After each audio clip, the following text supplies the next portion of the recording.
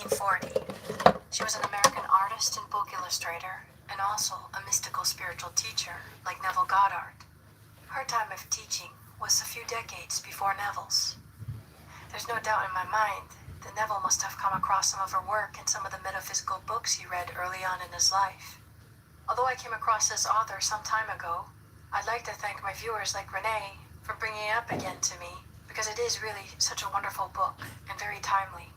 And though I plan to read excerpts of this book, I probably ended up reading 99% of it. And without further ado, Florence Scovel Shinn's The Game of Life and How to Play It, chapters 1 through 10. Excerpts from The Game of Life and How to Play It by Florence Scovel Shinn. Chapter 1, The Game. Most people consider life a battle, but it is not a battle, it is a game. It is a game, however, which cannot be played successfully without the knowledge of spiritual law. In the Old and the New Testaments give the rules of the game with wonderful clearness. If he gives hate, he will receive hate. If he gives love, he will receive love. If he gives criticism, he will receive criticism. If he lies, he will be lied to. If he cheats, he will be cheated. We are taught also that the imagining faculty plays a leading part in the game of life. This means that what man images sooner or later externalizes in his affairs. I know of a man who feared a certain disease.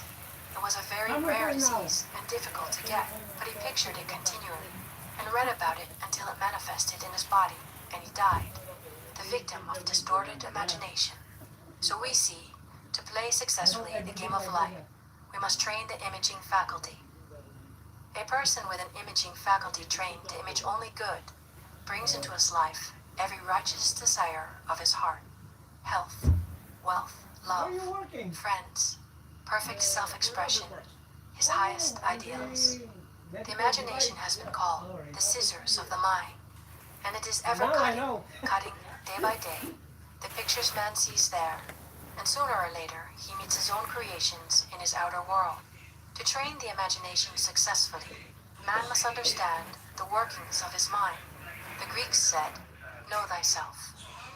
There are three departments of the mind: the subconscious, conscious, and superconscious. The subconscious is simply power without direction. It is like steam or electricity, and it does what it is directed to do. It has no power of induction. Whatever man feels deeply or images clearly is impressed upon the subconscious mind and carried out in minutest detail. For example, a woman I know, when a child, always made believe she was a widow. She dressed up in black clothes and wore a long black veil, and people thought she was very clever and amusing. She grew up and married a man with whom she was deeply in love. In a short time he died, and she wore black and a sweeping veil for many years. The picture of herself as a widow was impressed upon the subconscious mind, and in due time worked itself out, regardless of the havoc created. The conscious mind has been called mortal or carnal mind. It is a human mind and sees life as it appears to be. It sees death, disaster, sickness, poverty, and limitation of every kind, and it impresses the subconscious. The superconscious mind is the God mind within each man, and is the realm of perfect ideas. In it is the perfect pattern, spoken of by Plato, the divine design. For there is a divine design for each person. There is a place that you are to fill and no one else can fill. Something you are to do, which no one else can do. There is a perfect picture of this in the superconscious mind. It usually flashes across the conscious as an unattainable ideal, something too good to be true. In reality, it is man's true destiny or destination, flashed to him from the infinite intelligence which is within himself.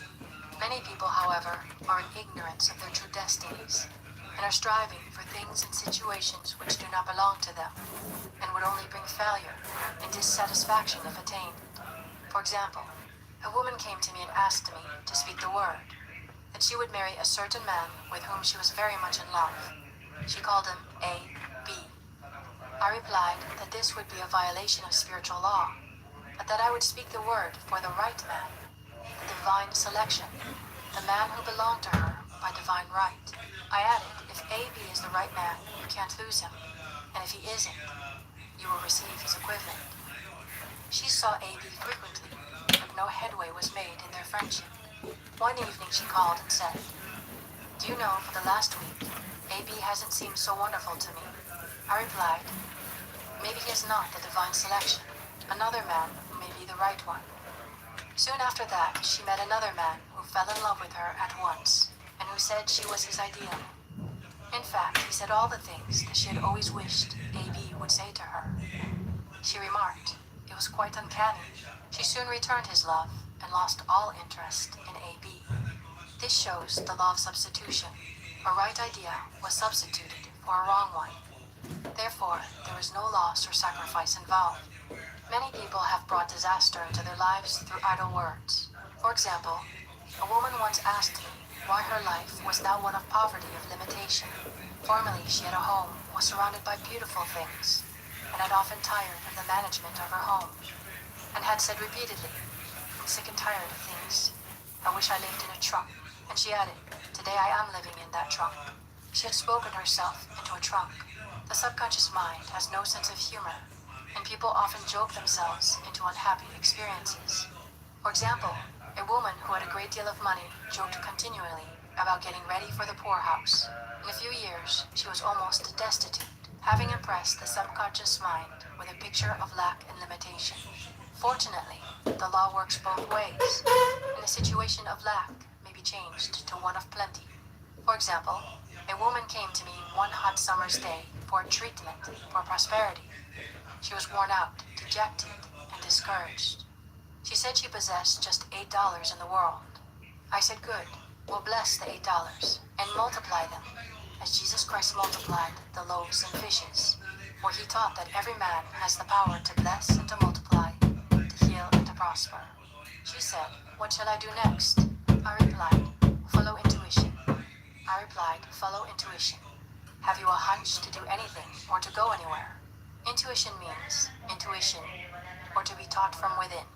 It is man's unerring guide, and I will deal more fully with its law in a following chapter. The woman replied, "I don't know. I seem to have a hunch to go home. I've just enough money for car fare." Her home was in a distant city, and was one of lack and limitation, and the reasoning mind or intellect would have said, "Stay in New York and get work and make some money." I replied, "Then go home. Never violate a hunch." I spoke the following words for her.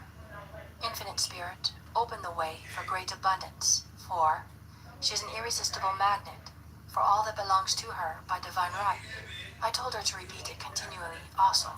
She left for home immediately, and calling on a woman one day, she linked up with an old friend of her family. Through this friend, she received thousands of dollars in a most miraculous way.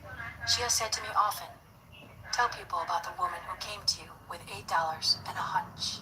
There is always plenty on man's pathway, but it can only be brought into manifestation through desire, faith, or the spoken word. Jesus Christ brought out clearly that man must make the first move. Ask, and it shall be given you. Seek, and you shall find. Knock, and it shall be opened unto you. In the scriptures we read, "Concerning the works of my hands command ye me."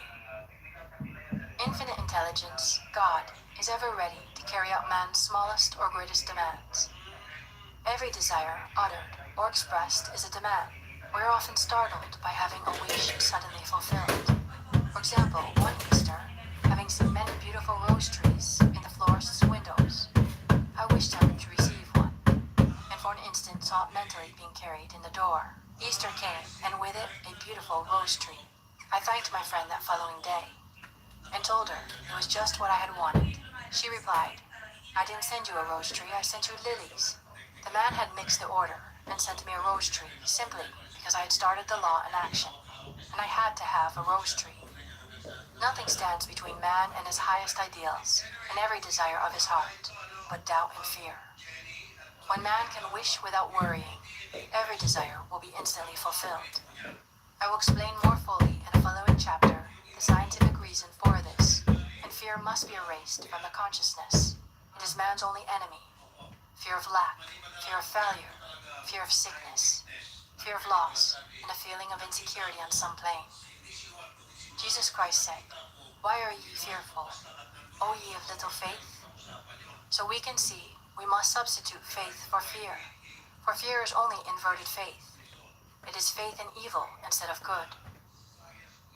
The object of the game of life is to see clearly one's good and to obliterate all mental pictures of evil. This must be done by impressing the subconscious mind with a realization of good.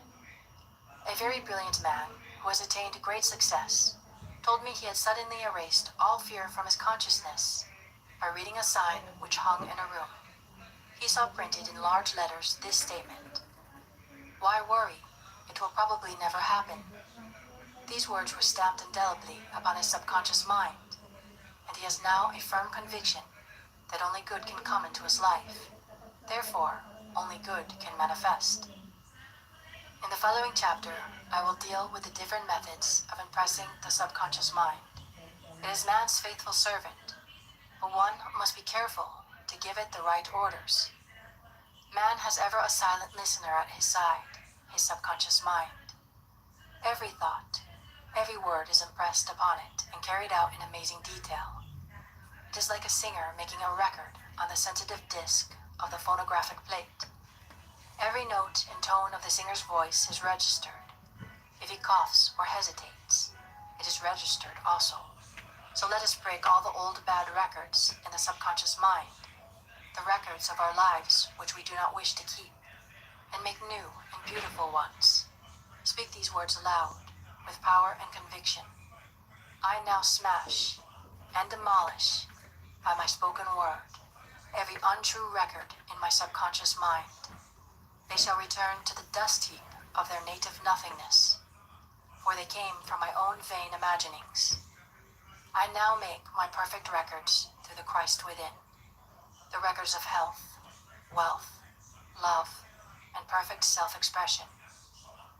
This is the square of life, the game completed. In the following chapters, I will show you how man can change his conditions by changing his words. Any man who does not know the power of the word is behind the times. Death and life are in the power of the tongue. This concludes Chapter 1. Chapter 2. The Law of Prosperity. One of the greatest messages given to the race through the scripture is that God is man's supply, and that man can release, through his spoken word, all that belongs to him by divine right. He must, however, have perfect faith in his spoken word. A woman came to me in great distress and said she was just to be sued on the 15th of the month for $3,000. She knew no way of getting the money and was in despair. I told her God was her supply, and that there is a supply for every demand. So I spoke the word.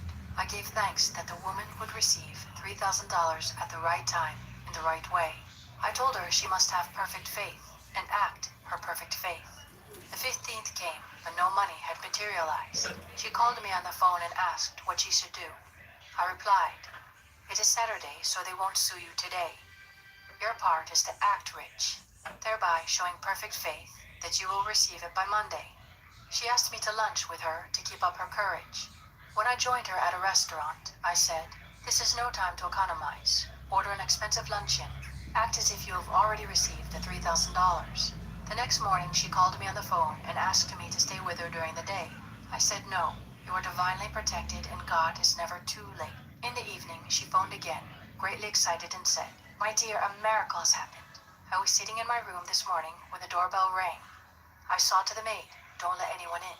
The maid, however, looked out the window and said, 'It's your cousin with the long white beard.' So I said, 'Call him back, I would like to see him.' He was just turning the corner when he heard the maid's voice, and he came back. He talked for about an hour, and just as he was leaving, he said, 'Oh, by the way, how are your finances?' I told him I needed the money, and he said, 'Why, my dear, I will give you $3,000 the first of the month.' I didn't like to tell him I was going to be sued. What shall I do? I won't receive it till the first of the month, and I must have it tomorrow. I said, 'I'll keep on treating.' I said, 'Spirit is never too late.' I give thanks she has received the money on the invisible plane, and that it manifests on time. The next morning, her cousin called her up and said, 'Come to my office this morning, and I will give you the money.' That afternoon, she had $3,000 to her credit in the bank and wrote checks as rapidly as her excitement could permit. If If one asks for success and prepares for failure, he will get the situation he has prepared for. For example, a man came to me asking to speak the word that a certain debt would be wiped out. I found he spent his time planning what he would say to the man when he did not pay his bill, thereby neutralizing my words. He should have seen himself paying the debt.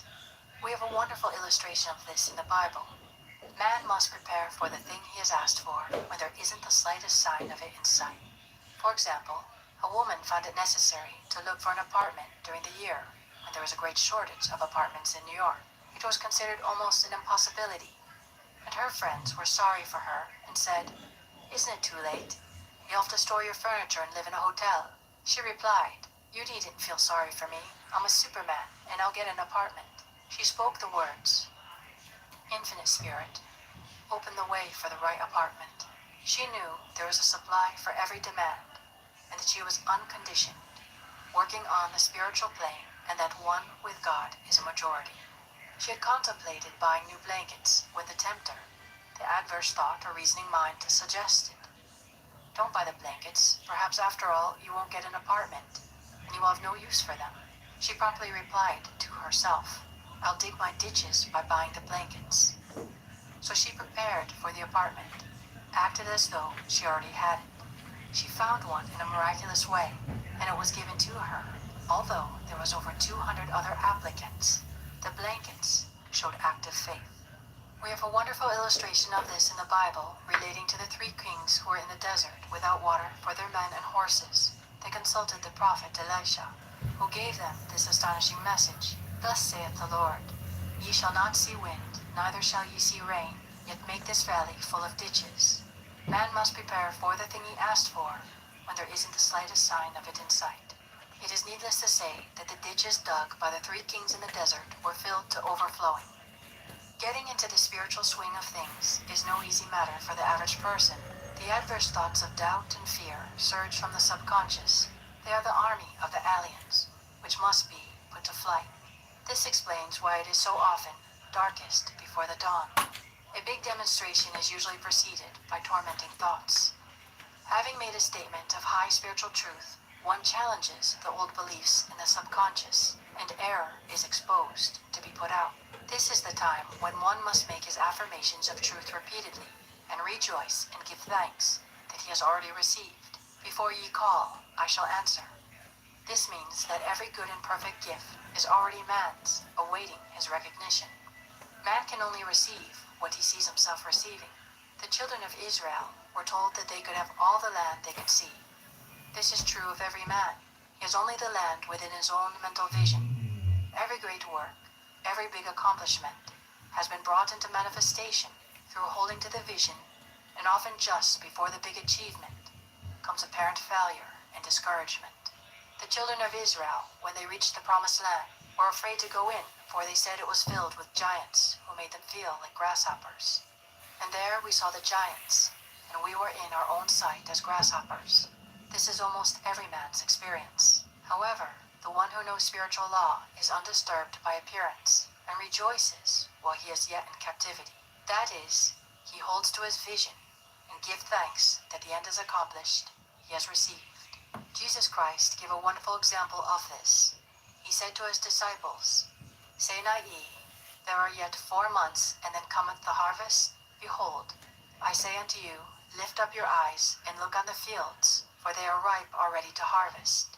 His clear vision pierced the world of matter, and he saw clearly the fourth dimensional world, things as they really are, perfect and complete in divine mind. So man must ever hold the vision of his journey's end and demand the manifestation of that which he has already received. It may be his perfect health, love, supply, self-expression, home, or friends. They are all finished and perfect ideas registered in divine mind, man's own superconscious mind, and must come through him, not to him. For example, a man came to me asking for treatments for success. It was imperative that he raise, within a certain time, $50,000 for his business. The time limit was almost up when he came to me in despair. No one wanted to invest in his enterprise, and the bank had flatly refused a loan. I replied, "I suppose you lost your temper while at the bank, therefore your power. You can control any situation, if you first control yourself. Go back to the bank, I added, and I will treat. My treatment was, you are identified in love with the spirit of everyone connected with the bank.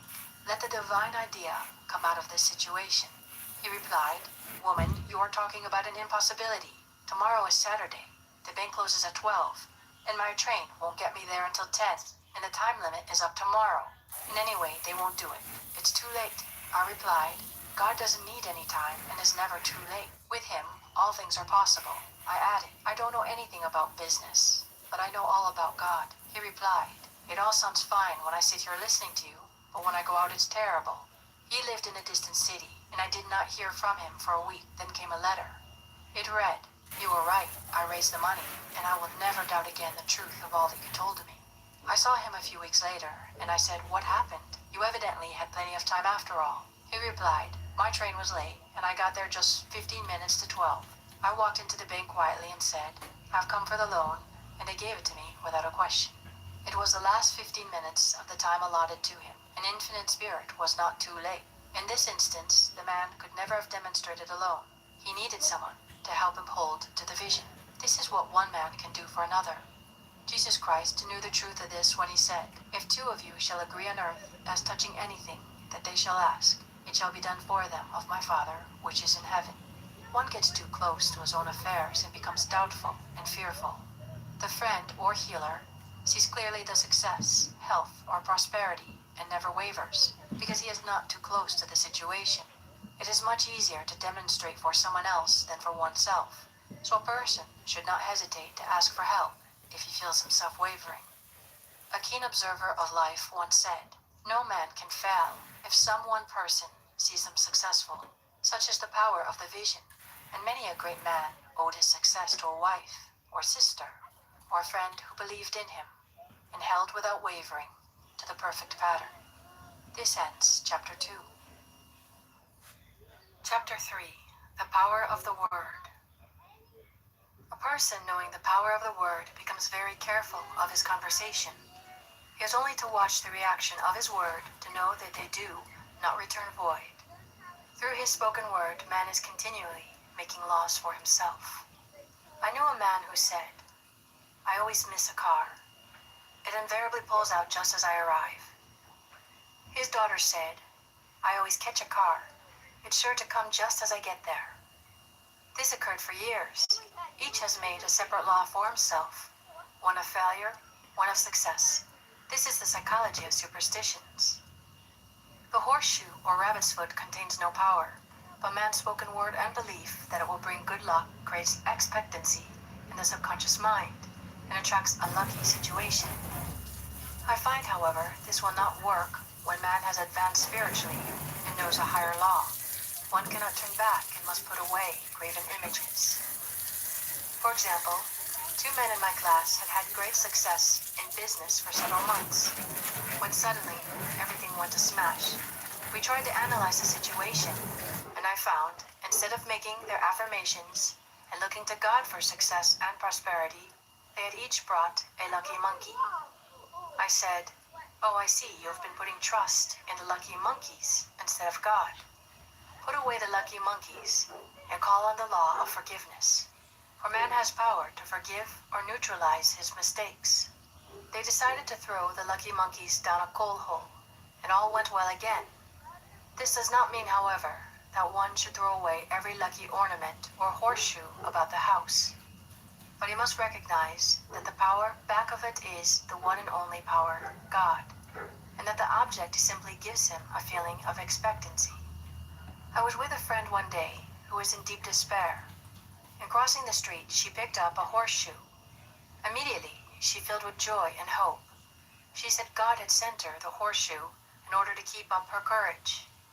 It was indeed at that moment about the only thing that could have registered in her consciousness. Her hope became faith, and she ultimately made a wonderful demonstration. I wish to make the point clear that the men previously mentioned were depending on the monkeys alone, while this woman recognized the power back of the horseshoe. I know in my own case, it took a long while to get out of a belief that a certain thing brought disappointment.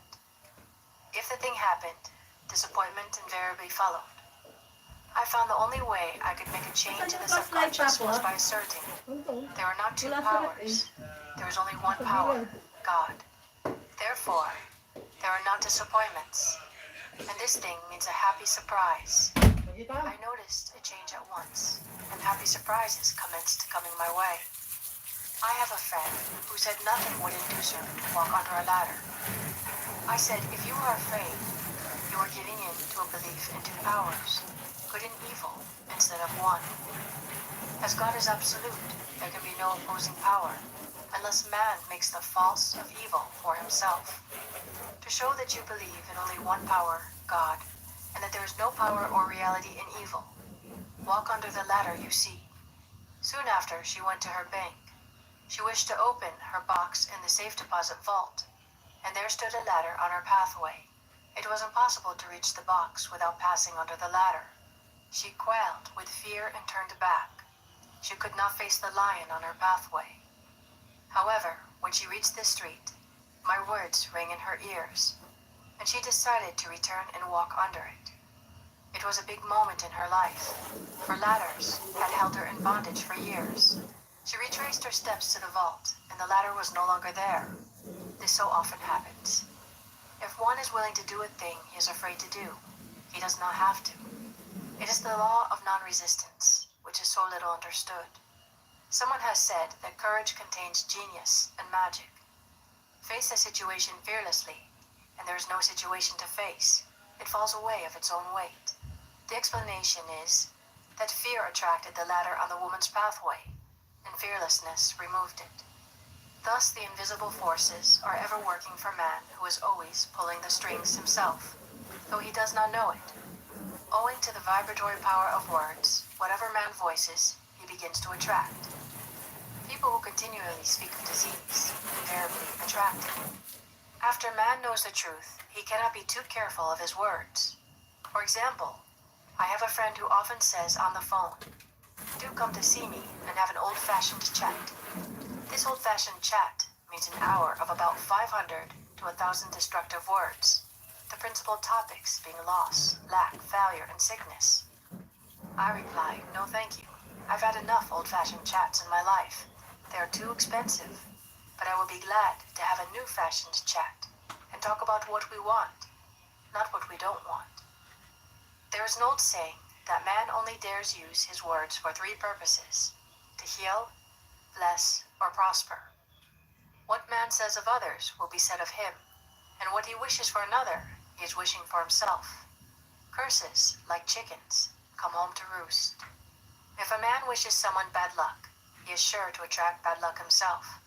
If he wishes to aid someone in success, he is wishing and aiding himself to success. The body may be renewed and transformed through the spoken word and clear vision, and disease be completely wiped out of the consciousness. The metaphysician knows that all disease has a mental correspondence, and in order to heal the body, one must first heal the soul. The soul is the subconscious mind, and it must be saved from wrong thinking. In the 23rd Psalm, we read, "He restoreth my soul." This means that the subconscious mind or soul must be restored with the right ideas, and the mystical marriage is the marriage of the soul and the spirit, or the subconscious and superconscious mind. They must be one. When the subconscious is flooded with the perfect ideas of the superconscious, God and man are one. I and the Father are one. That is, he is one with the realm of perfect ideas. He is the man made in God's likeness and image, imagination, and is given power and dominion over all created things, his mind, body, and affairs. It is safe to say that all sickness and unhappiness comes from the violation of the law of love. A new commandment I give unto you: love one another. And in the game of life, love or goodwill takes every trick. For example, a woman I know had for years an appearance of a terrible skin disease. The doctors told her it was incurable, and she was in despair. She was on the stage, and she feared she would soon have to give up her profession, and she had no other means of support. She, however, procured a good engagement, and on the opening night made a great hit. She received flattering notices from the critics and was joyful and elated.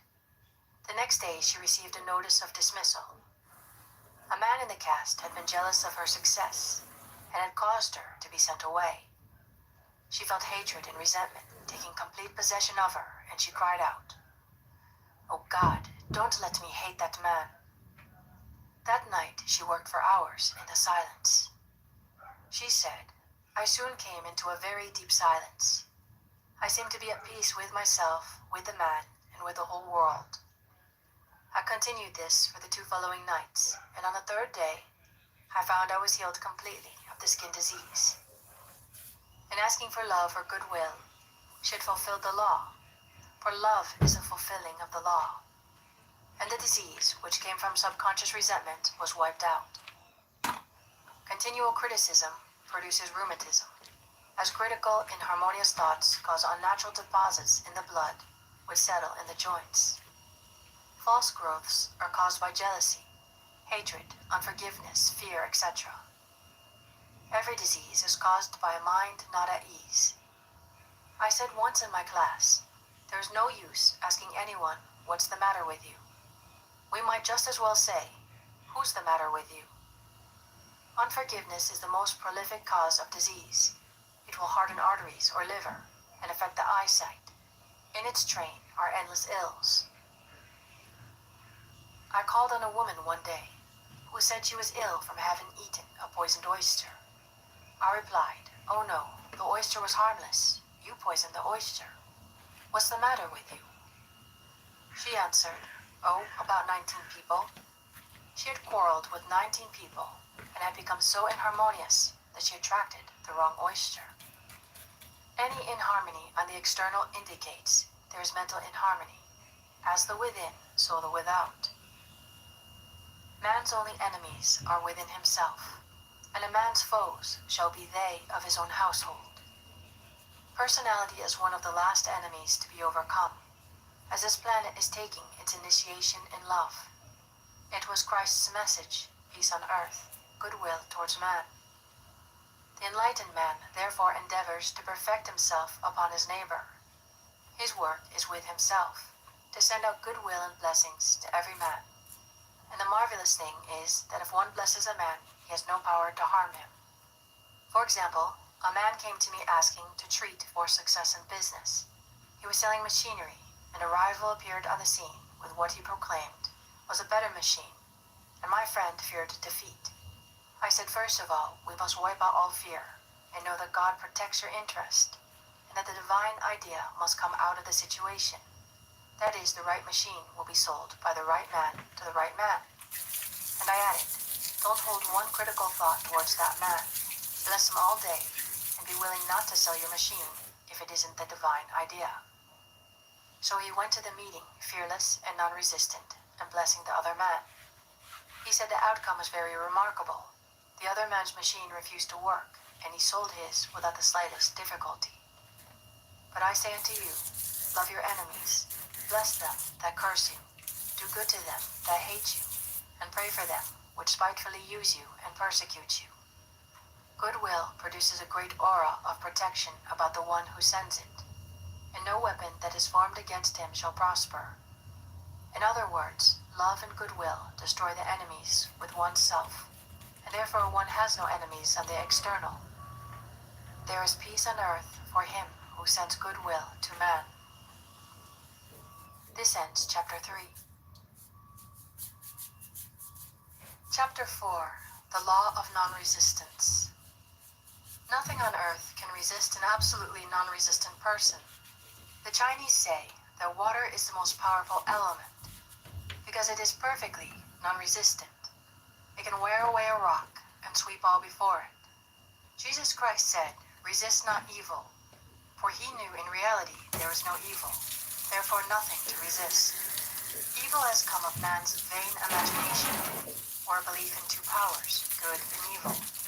There is an old legend that Adam and Eve ate of Maya, the tree of illusion, and saw two powers instead of one power, God. Therefore, evil is a false law man has made for himself, through the psychoma or soul sleep. Soul sleep means that man's soul has been hypnotized by the race belief of sin, sickness, and death, etc., which is carnal or mortal thought, and his affairs have outpictured his illusions. We have heard in previous chapters that man's soul is his subconscious mind, and whatever he feels deeply, good or bad, is outpictured by the faithful servant. His body and affairs show forth what he has been picturing. The sick man has pictured sickness, the poor man poverty, the rich man wealth. People often say, why does a little child attract illness when it is too young even to know what it means? I answer that children are sensitive and receptive to the thoughts of others around them, and often outpicture the fears of their parents. I heard a metaphysician once say, if you do not run your subconscious mind yourself, someone else will run it for you. Mothers often, unconsciously, attract illness and disaster to their children by continually holding them in thoughts of fear and watching for symptoms. For example, a friend asked a woman if her little girl had had the measles. She replied promptly, not yet. This implied that she was expecting the illness and therefore preparing the way for what she did not want for herself and child. However, the man who is centered and established in right thinking, the man who sends out only goodwill to his fellow man, and who is without fear, cannot be touched or influenced by the negative thoughts of others. In fact, he could only receive only good thoughts, as he himself sends forth only good thoughts. Resistance is hell, or places man in a state of torment. A metaphysician once gave me a wonderful recipe for taking every trick in the game of life. It is the acme of non-resistance. He gave it in this way. At one time in my life, I baptized children, and of course they had many names. Now I no longer baptize children, but I baptize events. And I give every event the same name. If I have a failure, I baptize it success. In the name of the Father, and of the Son, and of the Holy Ghost. In this, we see the great law of transmutation, founded on non-resistance. Through his spoken word, every failure was transmuted into success. For example, a woman who required money and who knew the spiritual law of opulence was thrown continually in a business way with a man who made her feel very poor. He talked to lack and limitation, and she commenced to catch his poverty thoughts. So she disliked him and blamed him for her failure.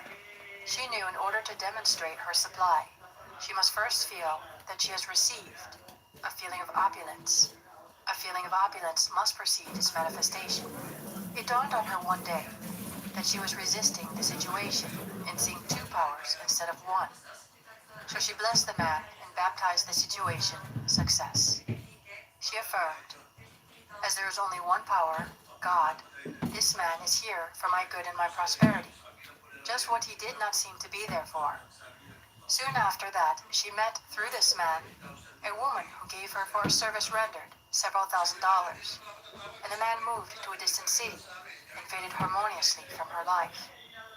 Make the statement, every man is a golden link in the chain of my good. For all men are God in manifestation, awaiting the opportunity given by man himself to serve the divine plan of his life. Bless your enemy, and you rob him of his ammunition. His arrows will be transmuted into blessings. This law is true of nations as well as individuals. Bless a nation, send a love and goodwill to every inhabitant, and it is robbed of its power to harm. Man can only get the right idea of non-resistance through spiritual understanding. My students have often said, I don't want to be a doormat. I reply, when you use non-resistance with wisdom, no one will ever be able to walk over you. Another example. One day, I was impatiently awaiting an important telephone call. I resisted every call that came in and made no outgoing calls myself, reasoning that it might interfere with the one I was awaiting. Instead of saying, divine ideas never conflict, the call will come at the right time, leaving it to infinite intelligence to arrange, I commenced to manage things myself. I made the battle mine, not God's, and remained tense and anxious. The bell did not ring for an hour, and I glanced at the phone and found the receiver had been off that length of time, and the phone was disconnected. My anxiety, fear, and belief in interference had brought on a total eclipse of the telephone. Realizing what I had done, I commenced blessing the situation at once. I baptized it success and affirmed, I cannot lose any call that belongs to me by divine right. I am under grace and not under law. A friend rushed out to the nearest telephone to notify the company to reconnect. She entered a crowded grocery, but the proprietor left his customers and attended to the call himself. My phone was connected at once, and 2 minutes later, I received a very important call. And about an hour afterward, the one I had been awaiting. Once ships come in over a calm sea, so long as man resists a situation, he will have it with him. If he runs away from it, it will run after him. For example, I repeated this to a woman one day, and she replied, how true that is. I was unhappy at home. I disliked my mother, who was critical and domineering, so I ran away and was married. But I married my mother, for my husband was exactly like my mother, and I had the same situation to face again. Agree with thine adversary quickly. This means agree that the adverse situation is good, be undisturbed by it, and it falls away of its own weight. None of these things move me is a wonderful affirmation. The inharmonious situation comes from some inharmony within man himself. When there is in him no emotional response to an inharmonious situation, it fades away forever from his pathway. So we see man's work is ever with himself. People have said to me, give treatments to change my husband or my brother. I reply, no, I will give treatments to change you. When you change, your husband and your brother will change.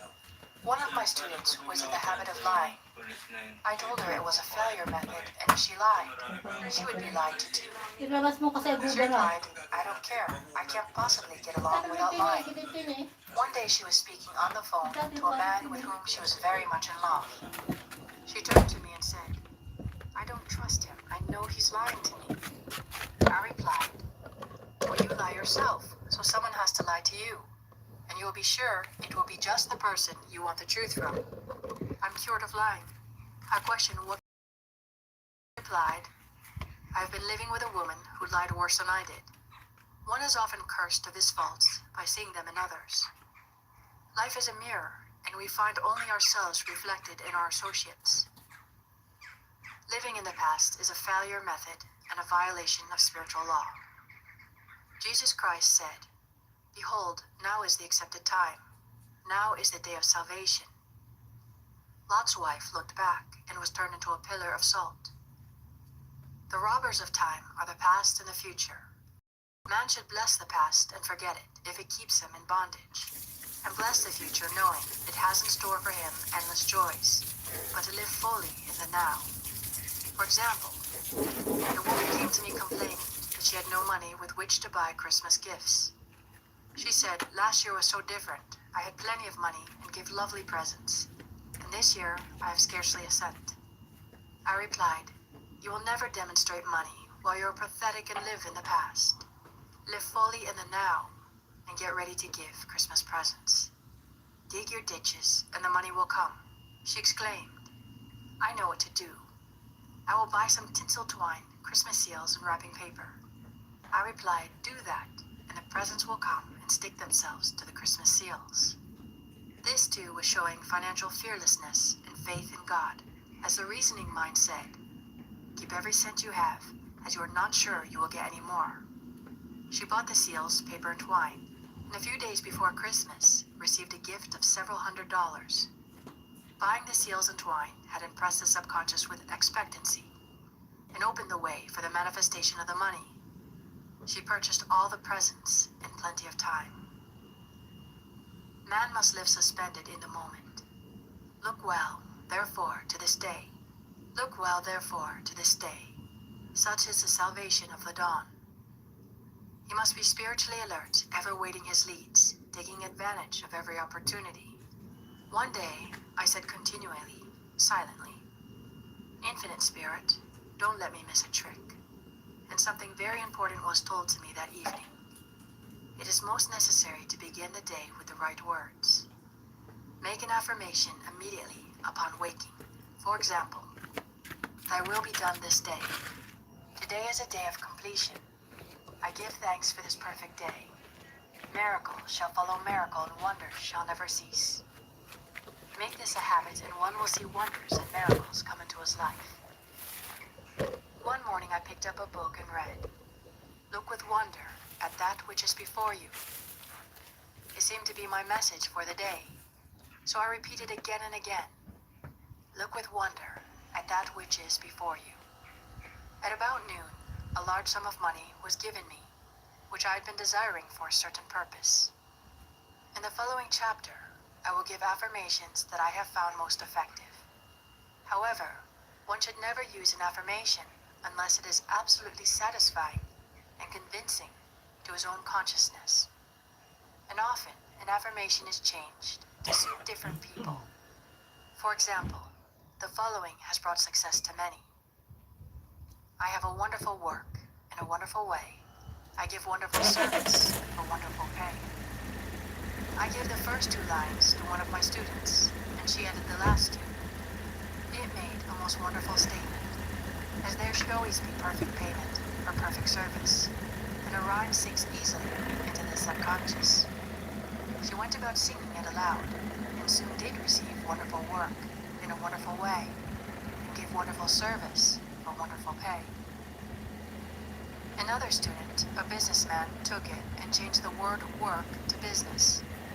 He repeated, I have a wonderful business in a wonderful way, and I give wonderful service for wonderful pay. That afternoon, he made a $41,000 deal, though there had been no activity in his affairs for months. Every affirmation must be carefully worded and completely cover the ground. For example, I know a woman who is in great need and made a demand for work. She received a great deal of work, but was never paid anything. She now knows to add wonderful service for wonderful pay. It is man's divine right to have plenty, more than enough. His barns should be full, and his cup should flow over. This is God's idea for man. And when man breaks down the barriers of lack in his own consciousness, the golden age will be his, and every righteous desire of his heart fulfilled. This ends chapter 4. Chapter 5. The Law of Karma and the Law of Forgiveness. Man receives only that which he gives. The game of life is a game of boomerangs. Man's thoughts, deeds, and words return to him sooner or later with astounding accuracy. This is the law of karma, which is Sanskrit for comeback. Whatsoever a man soweth, that shall he also reap. For example, a friend told me this story of herself, illustrating the law. She said, I make all my karma on my aunt. Whatever I say to her, someone says to me. I'm often irritable at home, and one day said to my aunt, who was talking to me during dinner, no more talk, I wish to eat in peace. The following day, I was lunching with a woman with whom I wished to make a great impression. I was talking animatedly when she said, no more talk, I wish to eat in peace. My friend is high in consciousness, so her karma returns much more quickly than to one on the mental plane. The more a man knows, the more he is responsible for, and a person with a knowledge of spiritual law, which he does not practice, suffers greatly in consequence. The fear of the Lord, law, is the beginning of wisdom. If we read the word law, it will make many passages in the Bible much clearer. Vengeance is mine. I will repay, saith the Lord, law. It is the law which takes vengeance, not God. God sees man perfect, created in his own image, imagination, and given power and dominion. This is the perfect idea of man, registered in divine mind, awaiting man's recognition. For man can only be what he sees himself to be, and only attain what he sees himself attaining. Nothing ever happens without an onlooker, is an ancient saying. Man sees first his failure or success, his joy or sorrow, before it swings into visibility from the scene set in his own imagination. We have observed this in the mother picturing disease for her child, or a woman seeing success for her husband. Obedience precedes authority, and the law obeys man when he obeys the law. The law of electricity must be obeyed before it becomes man's servant. When handled ignorantly, it becomes man's deadly foe. So with the laws of mind. For example, a woman with a strong personal will wished she owned a house which belonged to an acquaintance, and she often made mental pictures of herself living in the house. In the course of time, the man died and she moved into the house. Several years afterwards, coming into the knowledge of spiritual law, she said to me, "Do you think I had anything to do with that man's death?" I replied, "Yes, your desire was so strong, everything made way for it. But you paid your karmic debt. Your husband, who you loved devotedly, died soon after, and the house was a white elephant on your hands for years." The original owner, however, could not have been affected by her thoughts had he been positive in the truth, nor her husband, but they were both under karmic law. The woman should have said, feeling the great desire for the house, "Infinite intelligence, give me the right house, equally as charming as this, the house which is mine by divine right." The divine selection would have given perfect satisfaction and brought good to all. The divine pattern is the only safe pattern to work by. Desire is a tremendous force and must be directed in the right channels, or chaos ensues. In demonstrating the most important step is the first step, to ask aright. Man should always demand only that which is his by divine right. To go back to the illustration, had the woman taken this attitude, "If this house I desire is mine, I cannot lose it. If it is not, give me its equivalent," the man might have decided to move out harmoniously had it been the divine selection for her, or another house would have been substituted. Anything forced into manifestation through personal will is always ill-got, and has ever bad success. Man is admonished, "My will be done, not thine." And the curious thing is man always gets just what he desires when he does relinquish personal will, thereby enabling infinite intelligence to work through him. For example, a woman came to me in great distress. Her daughter had determined to take a very hazardous trip, and the mother was filled with fear. She said she had used every argument, had pointed out the dangers to be encountered, and forbidden her to go. But the daughter became more and more rebellious and determined. I said to the mother, "You are forcing your personal will upon your daughter, which you have no right to do, and your fear of the trip is only attracting it, for man attracts what he fears." I added, "Let go and take your mental hands off. Put it in God's hands and use this statement. I put this situation in the hands of infinite love and wisdom. If this trip is the divine plan, I bless it and no longer resist. But if it is not divinely planned, I give thanks that it is now dissolved and dissipated." A day or two after that, her daughter said to her, "Mother, I have given up the trip," and the situation returned to its native nothingness. It is learning to stand still, which seems so difficult for man.